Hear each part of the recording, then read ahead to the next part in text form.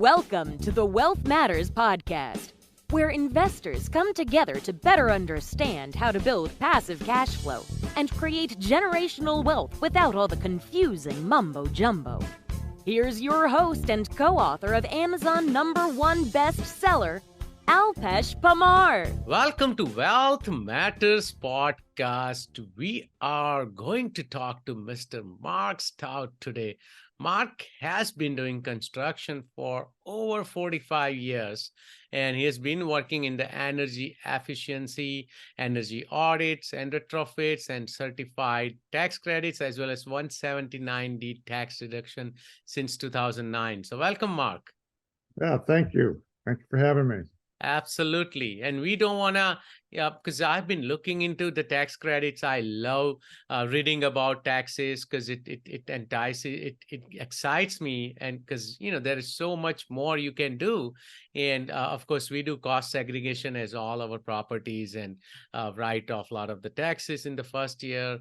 But I have been trying to figure out how the energy tax credits work. So this would be a great episode. But before we get started, tell us something interesting or funny about yourself. Interesting or funny? That's hard to do. I'm busy working all the time. I don't have fun. That's funny. So we do, I like camping and being outdoors and just, enjoying the environment as much as possible. Getting away from the rat life of city life and working all the time. So it's an enjoyable. We got an RV recently. We do a lot of traveling around the country. Nice. But during the pandemic, we decided that, we didn't want to do sitting in restaurants and hotels and dealing with everybody who might or might not, have the COVID or whatever. So we purchased an RV and we traveled that around. That was pretty fun. Yeah, a lot of people bought RV or camper van during COVID, right? Yeah, but I splurged. I got me a 45. I got a big old diesel pusher. Wow. So it's like a house on wheels. Literally. That's big. Yeah. Oh, that's great. So this is an investment show. So I want to ask you something. Which assets do you personally invest in and why? I invest in tech mostly because I have a good interest in technology. For a while there, back in '96, I started a web hosting company. Spent some time working at Intel.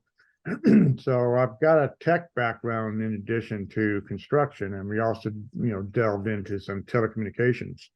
So I got a wide variety in my background.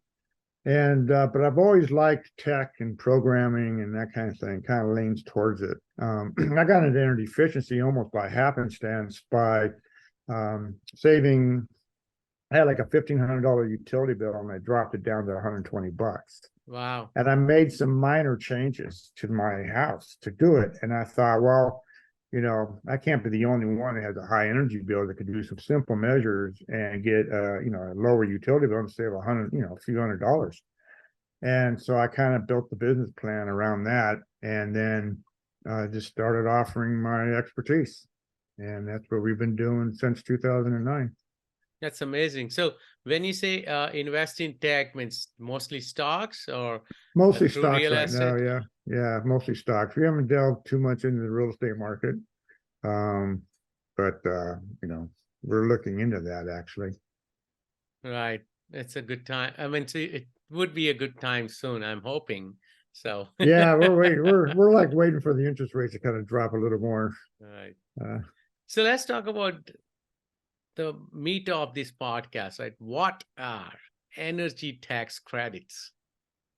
Well, energy tax credits are credits available through the federal tax code, the Internal Revenue Code, that if you make certain improvements to your property and then either lease it or sell it, you can get a tax credit based on whether or not your home and the measures that you did either beat a 50% improvement or met Energy Star. It depends on, when you did the upgrades, with what property you're working with, because you can go back 3 years and amend those prior returns. So anything you've done prior to 2023, you could get a $2,000 per door tax credit.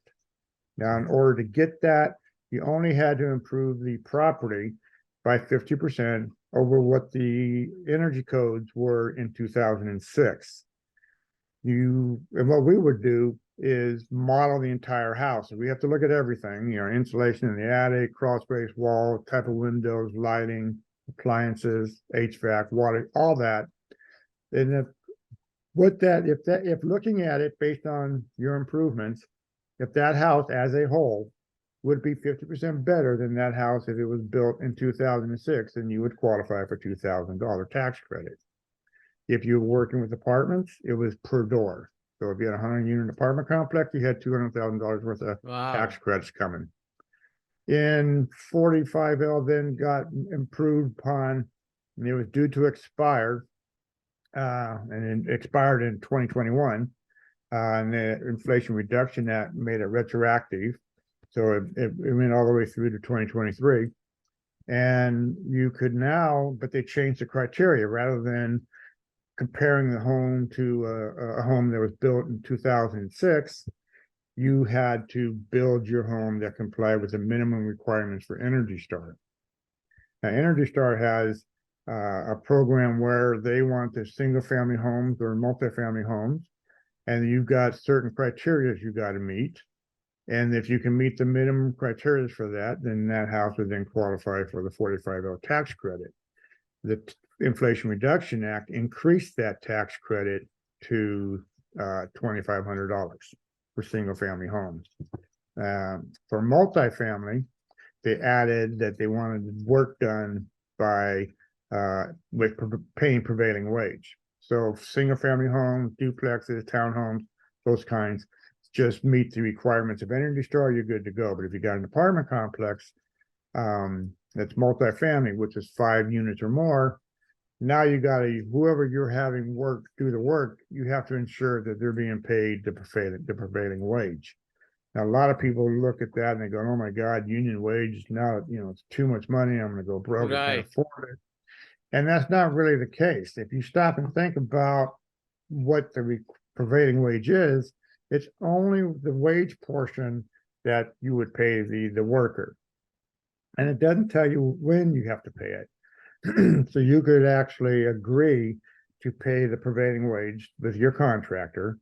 And then when depending on when you get the tax credits, you can then pay him the difference of what he would have paid his guys had he paid him the prevailing wage. That's one way. The other is you're paying the guy $30 an hour now. Just that's what you pay. And you look and you see the prevailing wage is $29. Well, you're already paying it, or maybe it's $30. So you're already really paying it. Maybe it's $30.50. Was 50 cents an hour that much of a deterrent? No, it's pretty much identical. So you might already be at the prevailing wage just from what you're currently paying your guys now. And you just have to, as the owner of the property, you're the one that's responsible for saying, yeah, they paid them. So what does that entail?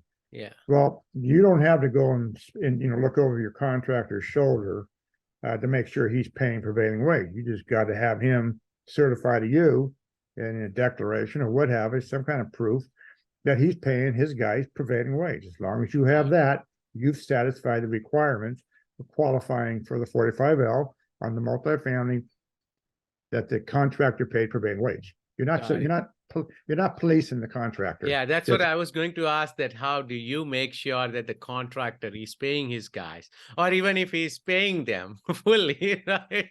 You can only ask him for his payroll or whatever documentation that he got that he can provide to you that proves that he's paying those wages. Now, he might make a deal with his employees, right? I mean, you made a deal with them. You said, look, I'll pay you your whatever the wages you're paying. Let's say, take an argument, he's paying $25, but you got to pay $5. I mean, $30. There's a $5 difference. Okay, so you figure out how much hours is going to be. You come up with $30,000 is going to cost to pay the prevailing wage. Well, you don't have that in the budget right now, but you would have it if you got the tax credits. So Right. he tells his guys he's going to give them, a bonus at the end of the project. You're going to go into contract and say something like, we'll pay your prevailing wage. You just sign the agreement to pay the prevailing wage, and you negotiate a payment structure of how that's going to work. You do the work, you make your regular payment. You then get the tax credits, or you're going to get them. So you have the money, or you're going to have the money. And then you just, you can now pay the guy the extra 30,000 he was going to pay. And maybe you did that right as you filed the tax returns, or maybe because you're getting your credits, you got your certificates, you're going to take money from somewhere else. No one is going to come back in. So you're just moving money around really at this point. But the law doesn't tell you when you have to make those payments. It just says you have to ensure that the workers were paid a prevailing wage. Then put a requirement onto you as far as when or how to do that. Got it. No, that makes sense. So does someone need to qualify to receive these tax credits? Like, in depreciation, well, and I'm just going back to cost segregation, right? And this year it's 80%. You can, bonus depreciate it. But a lot of it cannot be applied to people, let's say who live in California, right? Because they all make over 200, 300 grand, and most of the depreciation they can't use to write off their income, right? So is there any qualification needed on the tax credit side? No. So anyone can just, pretty much write off. You get an apartment, you get a house, you fix it up, it meets the Energy Star requirements in 2023 going forward. The 45L tax credits available from the current version is available from 2023 to 2032. So we got like a 10-year period. And then of course you can still go back and amend prior year returns as far back as you can go and pick up tax credits that way. But yeah, as long as you've met the criteria for qualifying for the tax credits, you qualify for the tax credit. There's no income level requirements. There's no limitations. There's no litmus test. Got it. No, that's great. So it leads to me to my next question, which is, why is it a good idea to get tax credits over depreciation? Well, it's a good idea because it helps offset the cost of the upgrade, number one. If you do it right, retrofits actually make you money. I mean, you're looking at them as a capital expense, first off. And you're saying, well, I'm going to have to spend, $20,000 upgrading this house. Okay, well, you spent 20 grand upgrading the house. But when you start factoring in your return on investment, you might end up with $40,000 coming back at you. That's 20 grand more than you spent, right? So you actually made money doing these retrofits.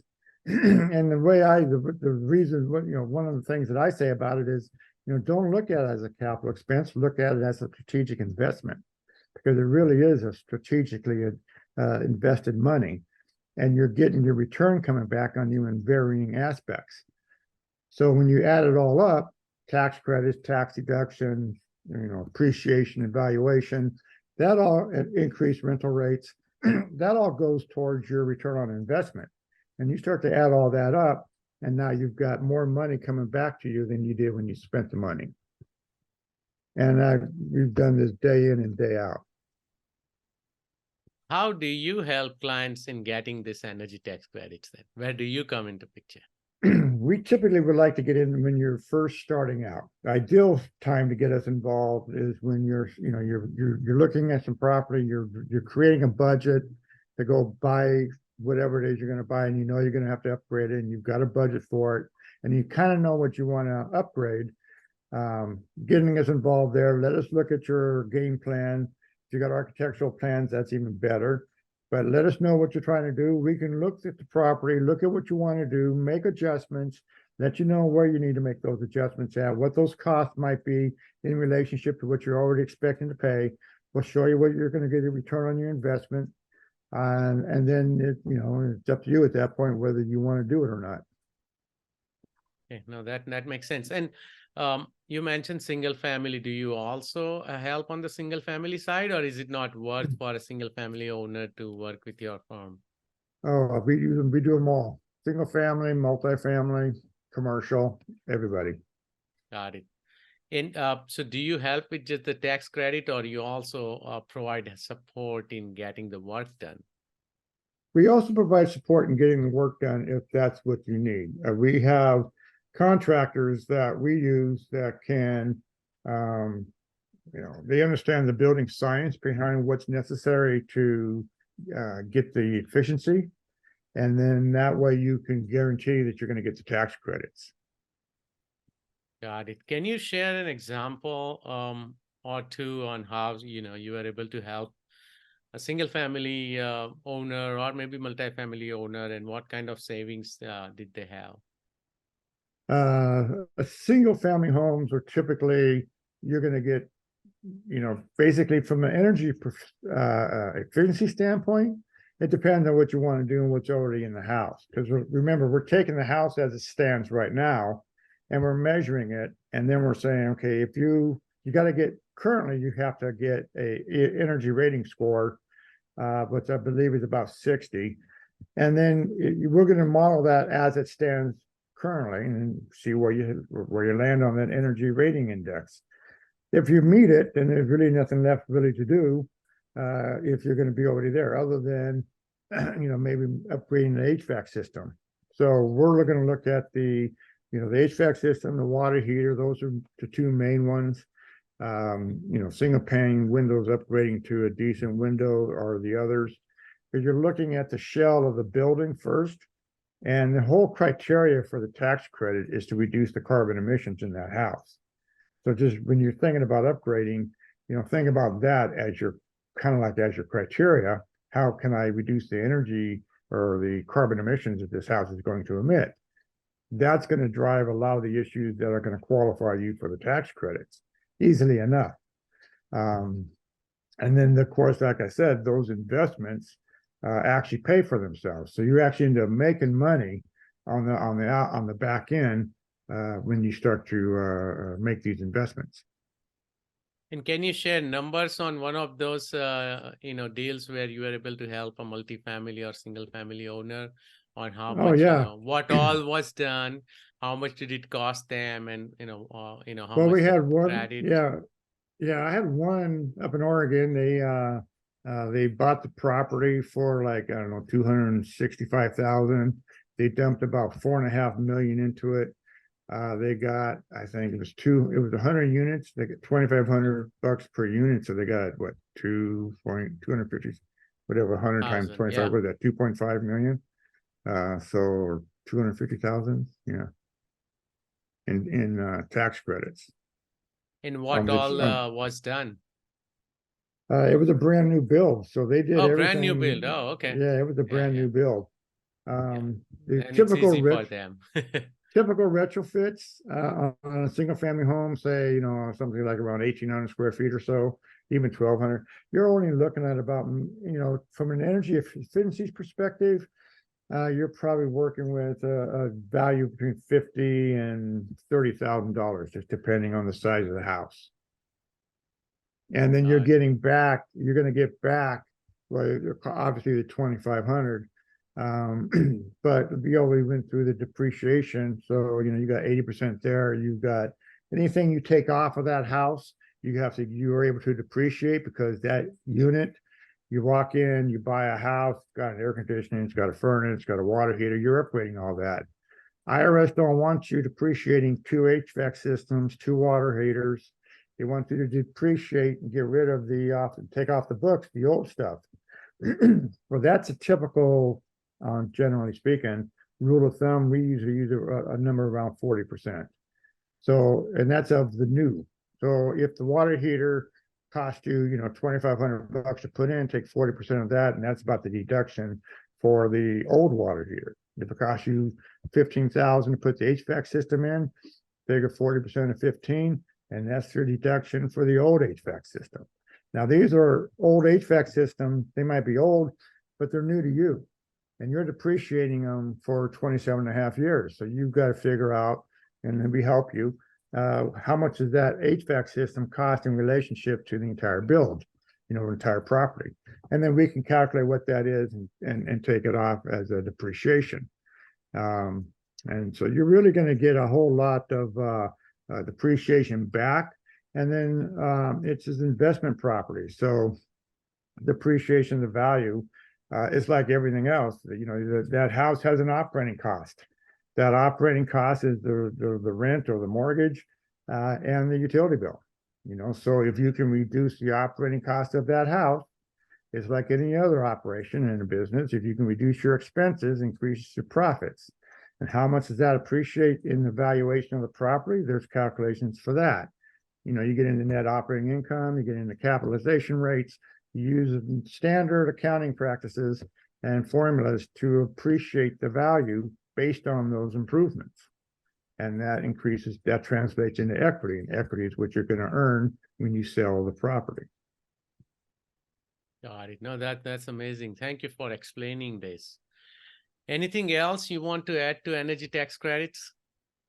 Energy tax credits are pretty simple to get. You just got to keep an eye on thinking about basically what you want to do to improve the efficiency of that home. And that the more you do, the more you're going to get yourself closer to the point where you can qualify for the tax credits.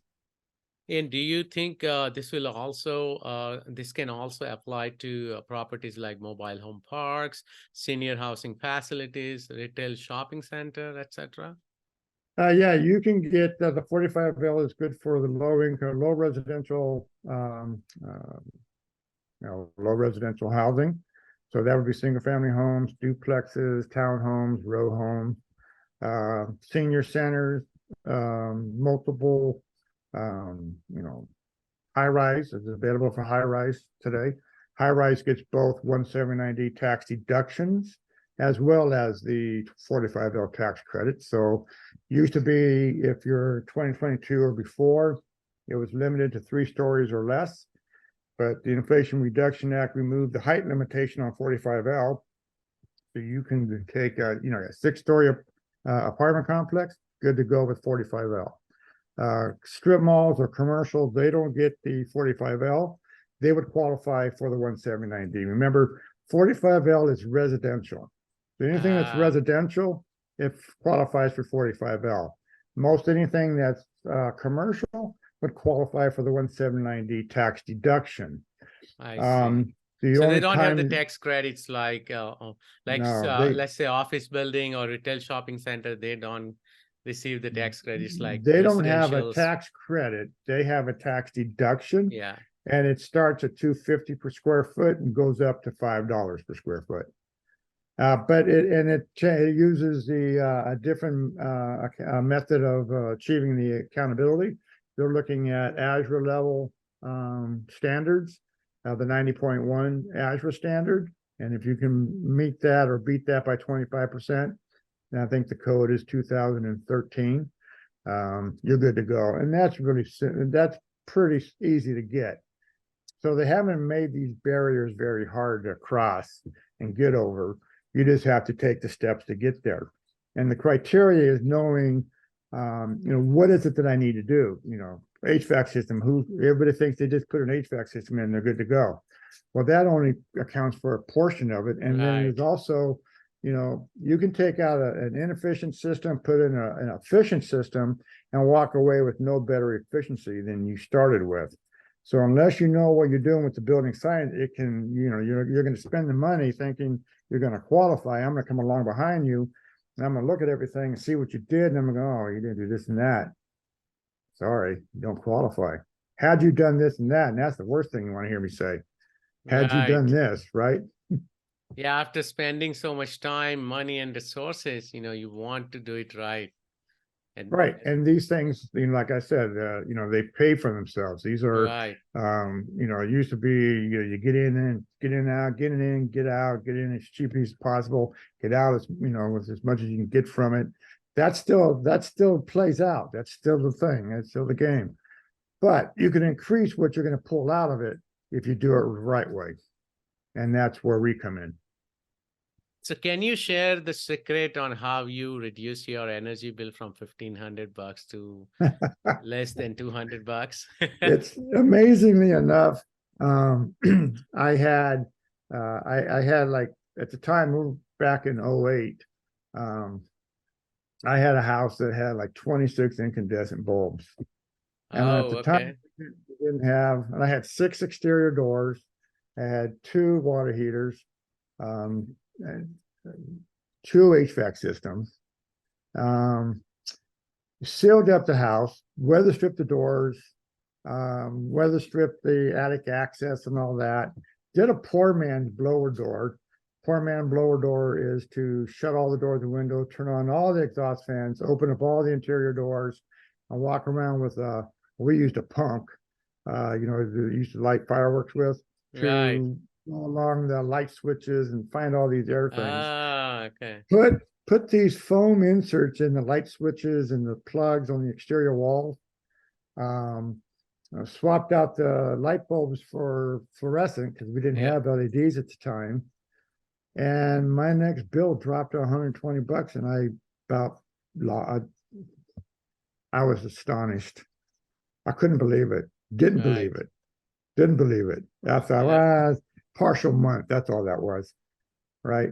But I monitored it for the next 8 months, and it never appreciated more. Or the bill went from like $1,500 down to about 120 something. And then it went from there, it only fluctuated about $10. Wow. I think I got to almost $129 in an 8-month period. And I thought, well, okay. I mean, I did some simple measures. I think I spent like $200 at Home Depot and maybe a couple of hours on a Saturday afternoon doing all this work. And that was it. Yeah. I thought, well, gee, I can't be the only one that, could save money on their energy bill. Right. No, And that's what got me.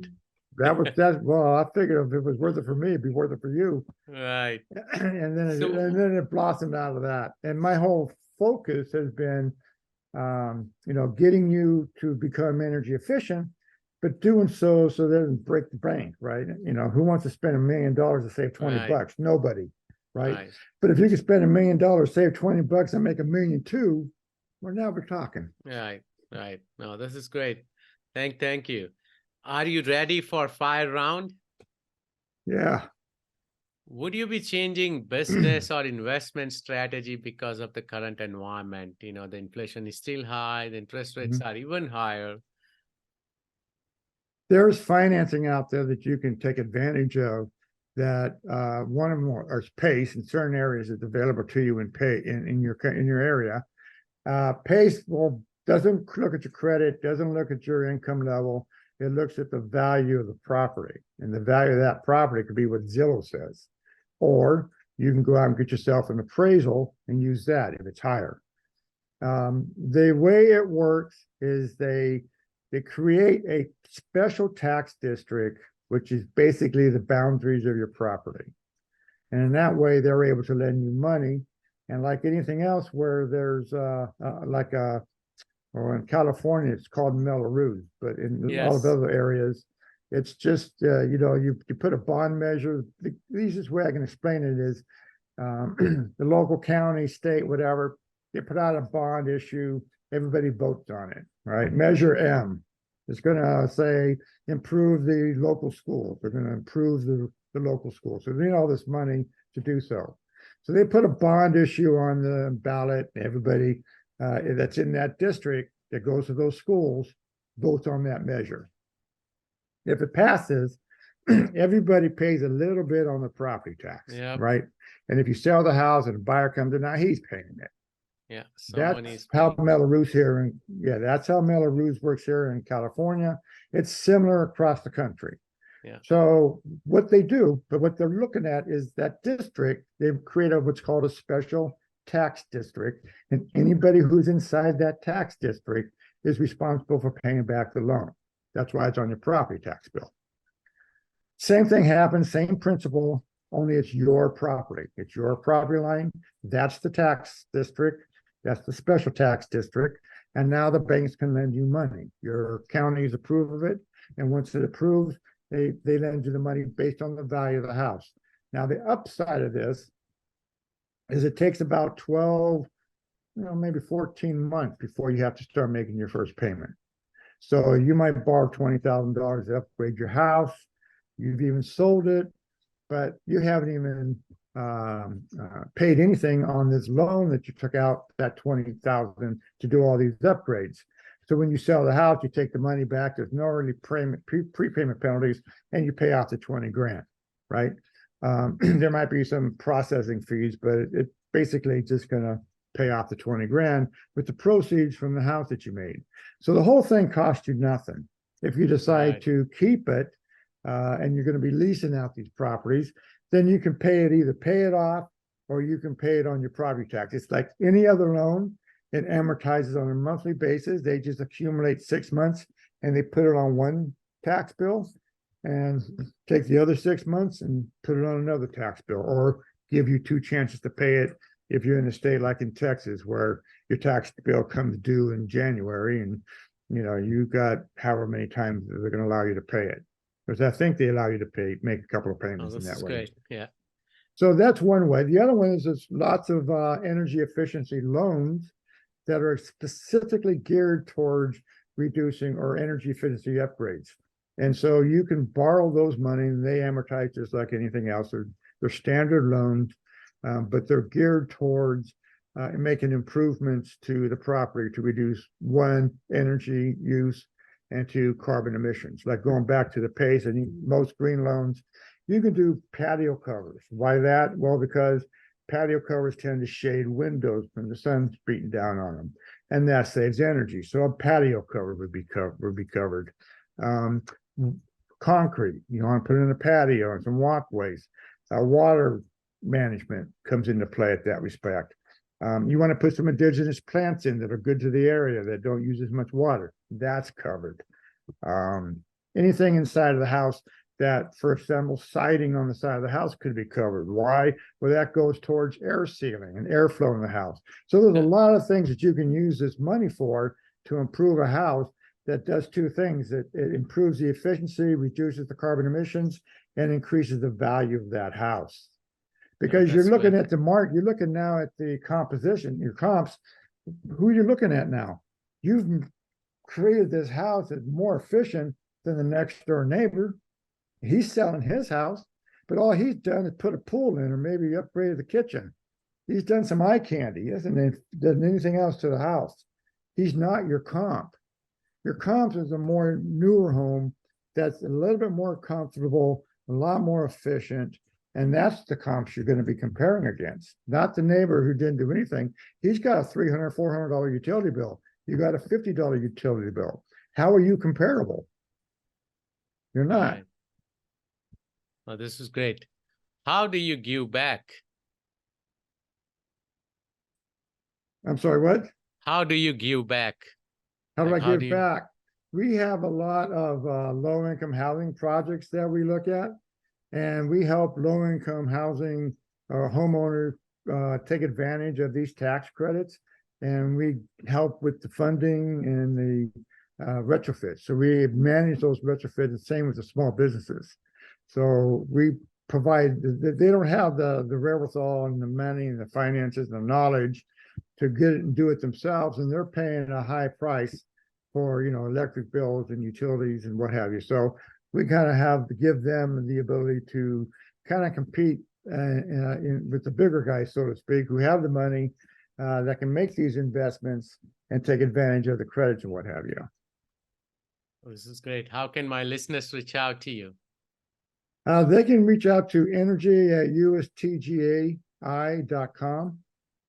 That would be the best way to get a hold of me. Got it. Thank you so much, Mark, for your time today. You're welcome. Thanks for having me. Absolutely. Thanks for listening to the Wealth Matters podcast. If you enjoyed it, please leave us a 5-star rating on iTunes so others can enjoy the show too. Have a great week and happy investing!